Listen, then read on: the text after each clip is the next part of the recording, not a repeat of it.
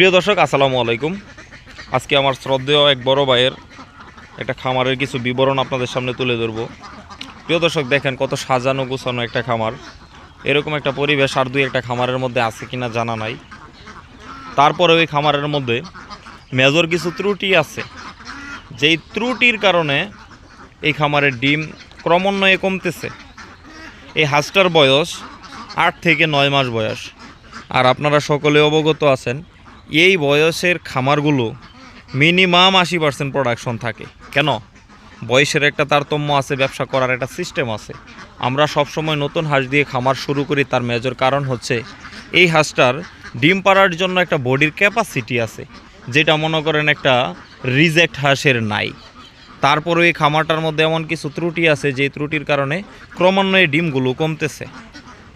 তাই আমি আসলাম।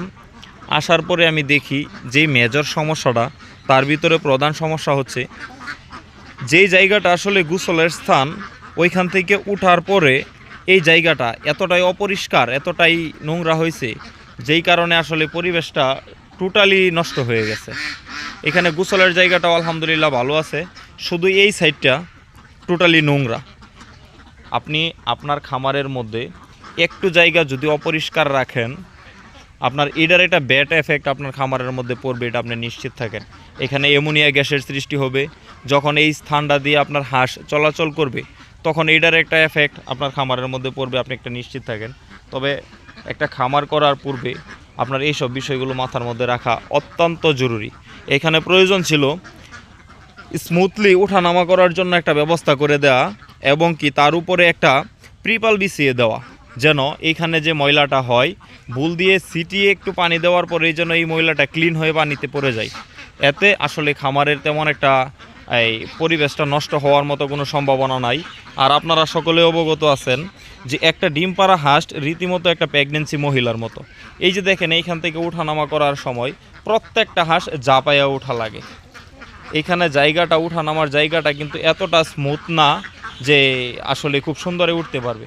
দেখেন, এই জায়গাটা হচ্ছে টোটালি খাড়া একটা প্লেস, এইখান দিয়ে হাঁস উঠতে অনেক কষ্ট হয়। আসলে ভাই, প্রত্যেকটা জিনিস আপনি এইভাবে চিন্তা করবেন। আপনি যদি একটা তরকারি রাঁধার পরে সব আইটেম ঠিক আছে, লবণের মাত্রাটা যদি একটু কম হয় অথবা বেশি হয়, আপনার এটাই টোটালি মাটি। তো ঠিক সেরকম আপনি খামার ব্যবস্থাপনার মধ্যে আপনি 10টা সাইডের মধ্যে 9টা সাইড কমপ্লিট করছেন, একটা সাইডের জন্য আপনার খামারে ডিম ক্রমান্বয়ে কমবে, হঠাৎ করে কমে যাবে, অথবা ওই একটা সাইডের কারণে আপনাদের খামারটা ধ্বংস হয়ে যাওয়ার পথেও চলে যেতে পারে। আর মূলত আরেকটা মেজর